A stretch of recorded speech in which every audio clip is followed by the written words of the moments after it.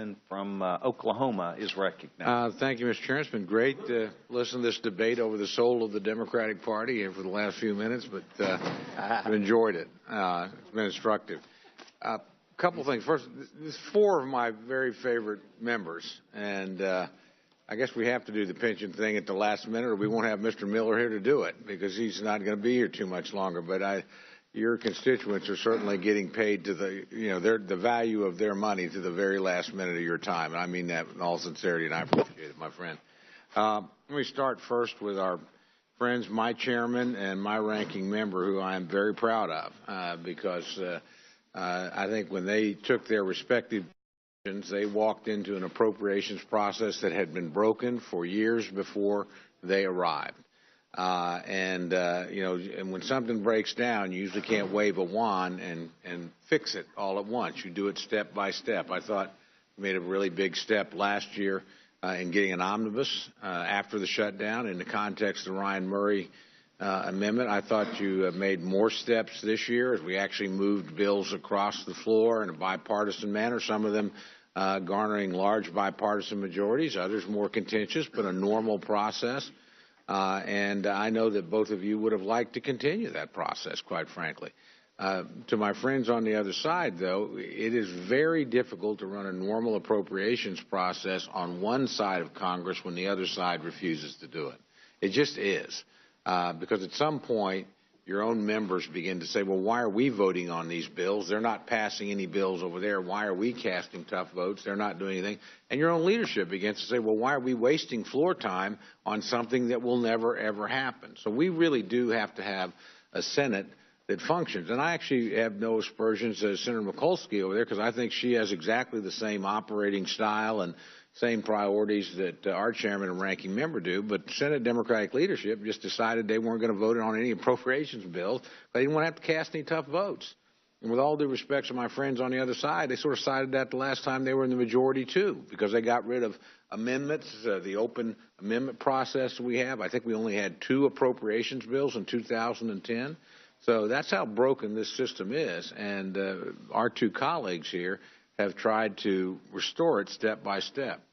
Second point I want to make, and I think this is really important for people, I know people in this room understand it, but for other people to understand, this really is the product of a bipartisan and bicameral negotiation. I know some of my friends on both sides of the aisle will feel like we were shut out or we didn't have an opportunity, but to my Democratic colleagues, remember, there's a Democratic Senate over there. So anything that we agreed to was agreed to with Democratic senators, in a strong position to raise objections, concerns, negotiate. Because if it doesn't get through that Senate and they control the majority, then it isn't going to become law. And as my friend pointed out from Florida, the President of the United States is the President of the United States, and he's going to be the President of the United States to January of 2017. And he, too, has been involved at some level. His administration in negotiating this. So nobody is going to walk out of this room happy in terms of getting everything that they want to get. That's not possible given the distribution of power. It's not, so it's not as if, frankly, in my view, anything is being crammed down anybody's throat. We've got a tough negotiation here. And we also know that you can't reopen it. At some point, you have to close it and bring it to closure, and it's going to have some things in it. And certainly, I could point out a list of things that I don't particularly like or things that I know we had passed in a Republican House that I wish my friend, the chairman, had been able to maintain in a negotiation with a Democratic senator or Democratic one, but he wasn't able to do that because we just don't get everything we want when we're in that kind of situation, as I know our friends don't get everything they want. So understanding this is a bipartisan, bicameral, and really, includes the administration to get to this point, I think is important. And, again, there's not a member here that wouldn't prefer the normal process. And I actually think we will continue in a bipartisan way under Chairman Rogers and Ranking Member Lowy's leadership to try step by step to get there. Because I know their counterparts in the Senate want to do precisely the same thing. It's important for the institution. It's important for good governance. I also think we ought to step back a little bit and look at this process as it's been reconstructed over 4 years and maybe pat ourselves on the back a little bit more than we're inclined to do. 4 years ago, the budget deficit for this country on an annual basis was $1.4 trillion. We all agree it was too much. We know we were dealing with an economic crisis. That's been brought down to under $500 billion. Way too high still, but that's the most rapid decline of a budget deficit, and it's been done in a bipartisan way. These two leaders on appropriations have more than done their part. We're spending $165 billion less in their overall appropriated budget of just over $1 trillion than we were when George Bush was president of the United States. Now, we all probably could point to that and say, boy, I wish we hadn't cut this, we wish we hadn't cut that, or I would prefer more of this. But the reality is the budget deficit has come down because guess what? Appropriators always appropriate less than authorizers authorize, something most authorizers never quite realize. We don't spend money, we save money, and we do that in a bipartisan fashion. And if you guys would send us bills that had lower price tags on them, we'd still cheat you out of more money and still spend less. So the people that spend money tend to be the authorizers. But that's a huge accomplishment. And yet we've also got some things in this bill that I'm really proud of that are bipartisan. I'm glad on a bipartisan basis our colleagues sat down on Ebola. I mean, Ebola doesn't care about Democrats and Republicans. And it doesn't look at the world. I'm glad we have our differences, and I agree with my friend Mr. McGovern on authorizations overseas, but ISIL is an enemy of the United States of America, has demonstrated that. So we've all got our different points of view, but we're trying to work with the administration that I know is trying to keep the country secure and do the right thing, and so there's additional money in there on a bipartisan basis trying to through this. So there's a lot here to be pleased about, quite frankly, even though the process is not what any of us would want, and we're going to keep trying to make the process better. Let me end with this because I do. There's no secret in this body. John Klein is probably my best friend in the United States Congress, and George Miller is one of my very best friends, certainly on the other side of the aisle.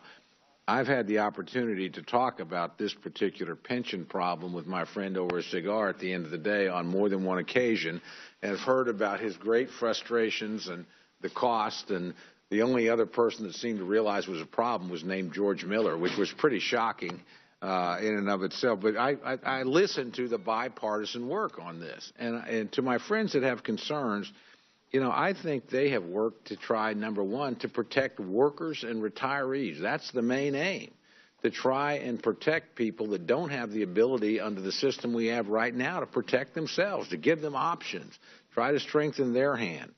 I think they're trying to protect the taxpayers because we all know if the system goes bankrupt, the taxpayers are going to get a big tab. And frankly, other companies then, as the system collapses, are going to be drawn into this, people that haven't done anything wrong. You protect a lot of businesses at the same time. That will go broke and then put people out of work. So, again, I would have preferred, as my friends do, that we had this in a little more, longer process. But this is the last train out of Dodge.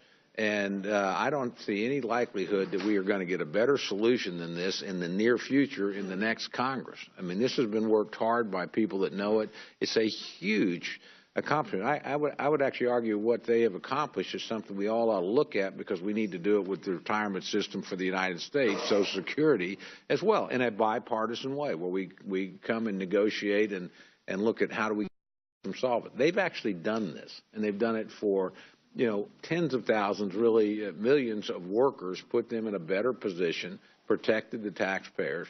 And I'm very pleased that my chairman, Mr. Rogers, is allowing them to catch a ride on his already very overburdened train and has made room for them. So let me just end with this. I think next 48 hours, 72 hours or so going to be pretty important.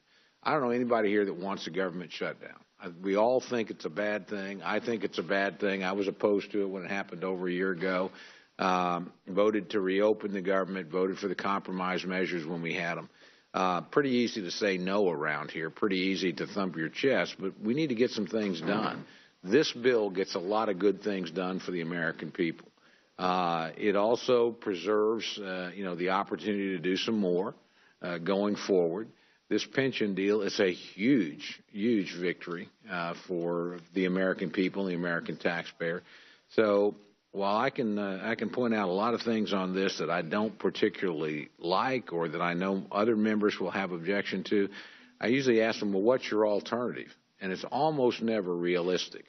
It's, well, we can get everybody that agrees with us on everything, and then I guess the Senate will magically sign on board too, and the President of the United States will look at the bill and go, oh, my goodness, I had no idea. I've been wrong for 20 years.